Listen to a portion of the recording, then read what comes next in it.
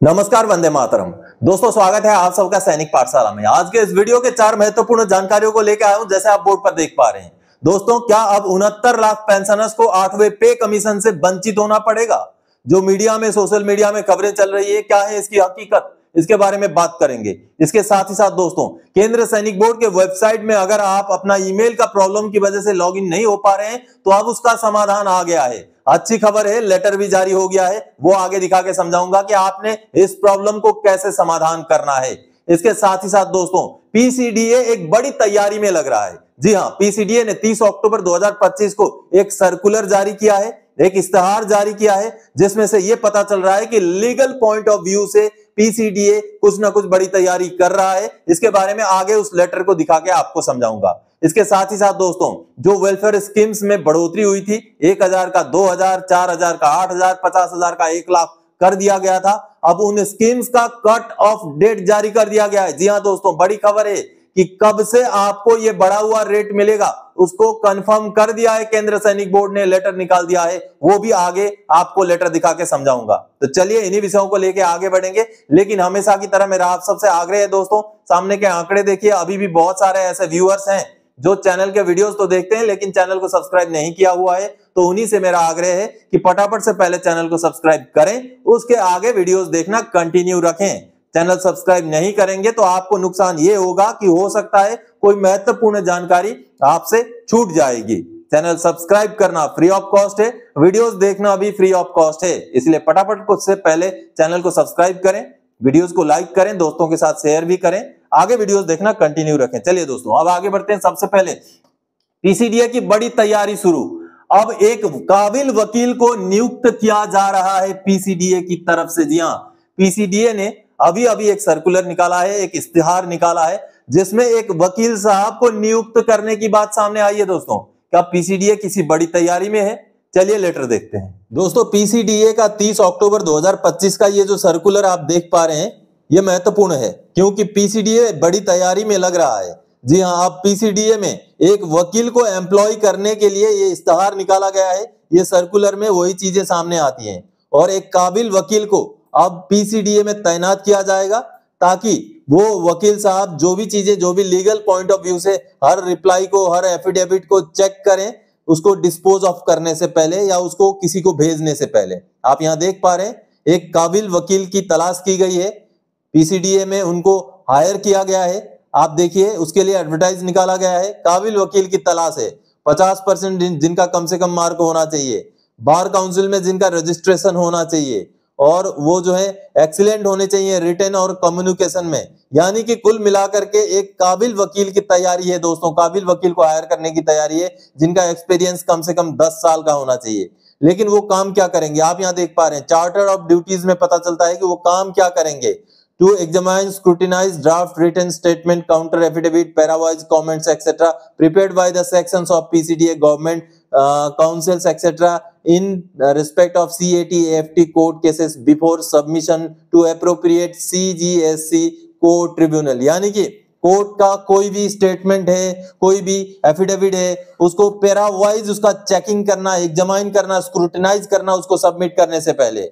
आगे दोस्तों, to advise in the matters of implementation of judgments, court orders delivered by the honorable CAT AFT courts with due promptness to avoid contempt petition in the best interest of the state. Also advise interpretation of important court orders, applications of rules and regulations in intricate cases related to service matters। यानी कि दोस्तों, किसी भी माननीय court के आदेश को implement करने को लेकर के एडवाइस देना, चीजों को समझाना, ये उनका काम रहेगा, ताकि जल्दी से जो केसेस हैं वो प्रॉम्प्टनेस के साथ वो जो है डिस्पोज ऑफ हो सकें, ऐसा यहाँ कहा गया। साथ ही साथ उनके और भी कुछ ड्यूटीज बताए गए हैं। To examine and offer advice in regard of petition, speaking order applications, representation of the officers and staff on service matters. यानी कि जो भी पिटिशन आएंगे, स्पीकिंग ऑर्डर्स आएंगे, उनको लेकर भी एडवाइस देने का काम करेंगे। कहने का मतलब है, आने वाले समय में जो भी पेंशनर्स के भी पिटिशन वगैरह आएंगे तो इन वकील साहब का बहुत बड़ा रोल रहने वाला है पेंशनर्स को न्याय दिलाने में। ये बहुत बड़ी बात है कि वकील साहब को एम्प्लॉयमेंट किया जा रहा है अब पीसीडीए में।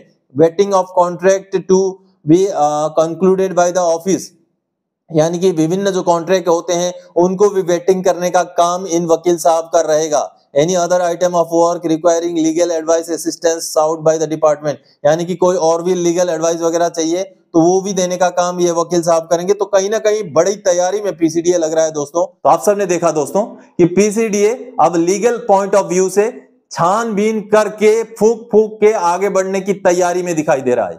चलिए एनीवेज अगला जानकारी दोस्तों, क्या आपका भी केएसबी की वेबसाइट में ईमेल का प्रॉब्लम हो रहा है?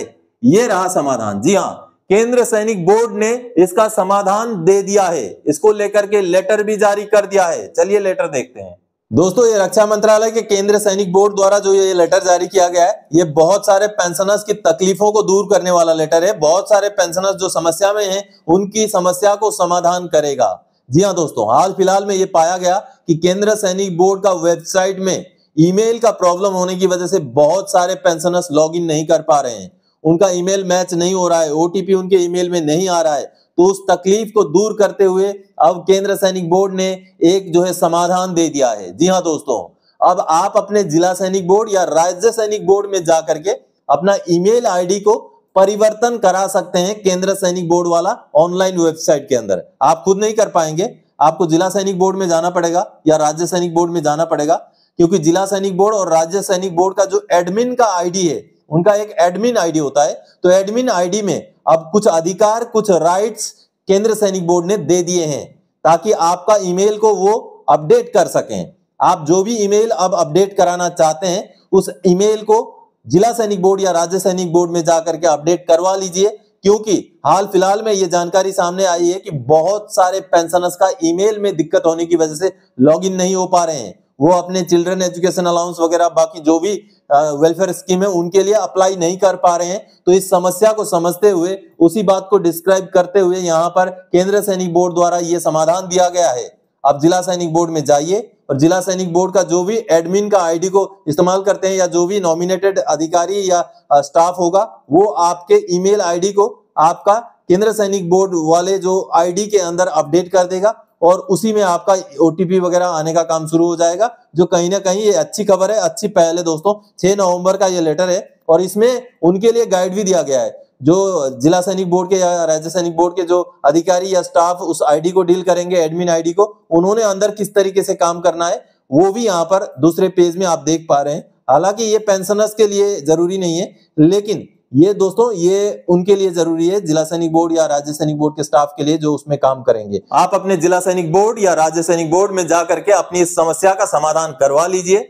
आपका जो भी नया ईमेल आईडी वगैरह है उसको अपडेट करवा लीजिए।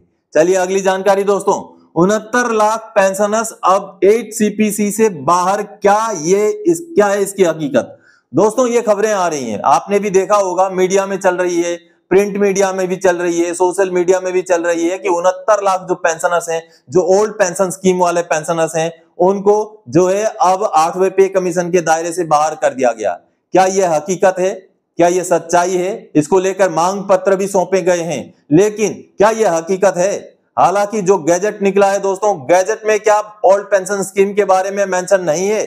अगर है तो किस तरीके से है? चलिए गैजेट को ही आपको दिखा के उसका पोर्शन को समझते हैं। दोस्तों गैजेट के अंदर साफ साफ कुछ चीजें हैं, लेकिन फिर भी पेंशनर्स के मन में कहीं ना कहीं डाउट पैदा किया जा रहा है, तो आप डाउट में ना रहें।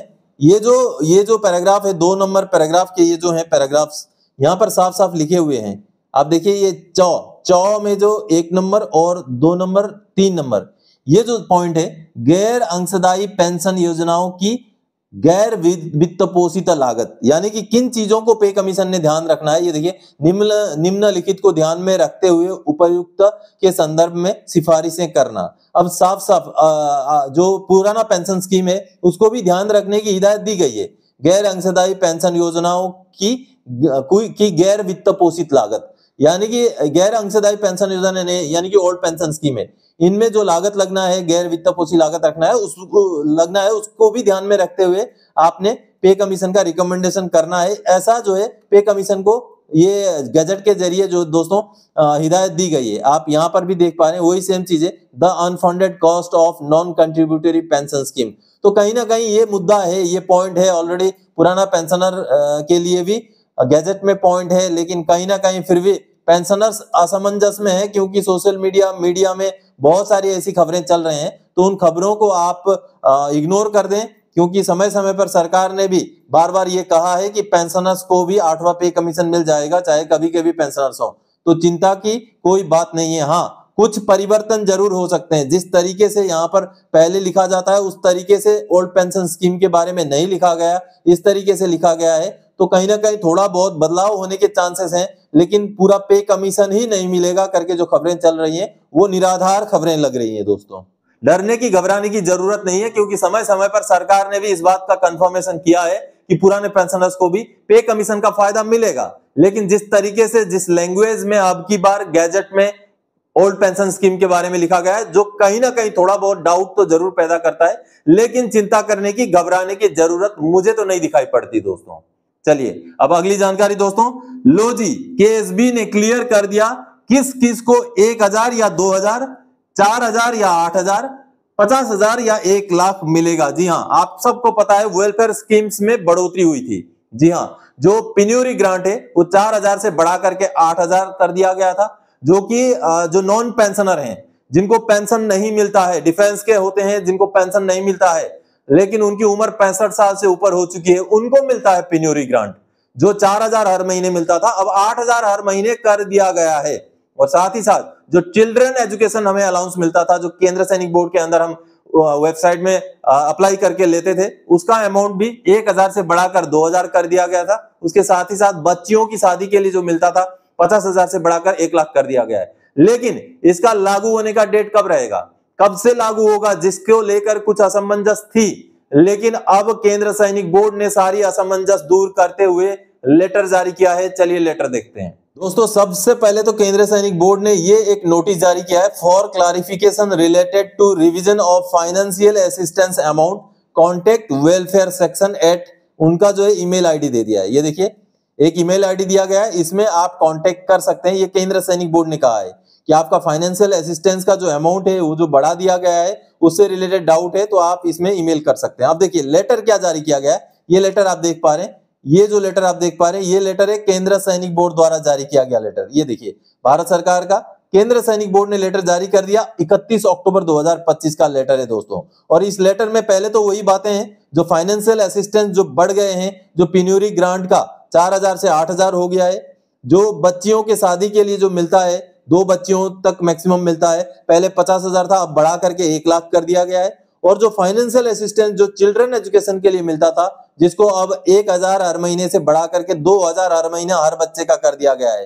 तो इसका इंप्लीमेंटेशन का डेट क्या रहेगा, इसको लेकर असमंजस था, लेकिन कहीं ना कहीं केंद्र सैनिक बोर्ड ने भी जो भारत सरकार के रक्षा मंत्रालय का जो जानकारी था उसी पर मुहर लगाते हुए ये जो 2 नंबर पैराग्राफ में लिख दिया है, the revised rate will come into force for applications submitted from 1 November 2025 onwards. However, applicants submitted prior to 1 November 2025 will be processed on the old rates। साफ कर दिया गया है केएसबी की तरफ से भी, जिन्होंने भी 1 नवंबर 2025 या उसके बाद में अप्लाई किया है उनको मिलेगा नए रेट के हिसाब से, यानी कि जो भी 2000, 1 लाख या तो 8000 के हिसाब से। और जिन्होंने पुराने डेट में कर दिया, यानी कि 1 नवंबर 2025 से पहले ऑलरेडी अप्लाई कर दिया है, उनको पुराने रेट से ही मिलेगा। ये जानकारी ये लेटर के जरिए सामने आई है दोस्तों। हालांकि ये जो डेट ऑफ एप्लीकेशन के बेस पर किसी को कम किसी को ज्यादा देना, ये कहीं ना कहीं नाइंसाफी है ये भी, क्योंकि हो सकता है किसी ने जल्दी सबमिशन कर दिया, तो क्या वो उसका गुनाह है, उसकी गलती है, उसको तो और रिवार्ड देना चाहिए कि भाई आपने जल्दी काम कर दिया। तो इस तरीके से डेट ऑफ एप्लीकेशन को कट ऑफ डेट बनाना कहीं ना कहीं न्याय संगत मुझे तो नहीं लग रहा है दोस्तों। आपको कैसा लगता है कमेंट करके जरूर बताइएगा। तो दोस्तों, आज के इस वीडियो में इन्हीं जानकारियों के साथ आया था। आगे और कोई जानकारी आपसे सरोकार रखने वाला विषय लेके मैं फिर से हाजिर हो जाऊंगा। तब तक के लिए जय हिंद दोस्तों।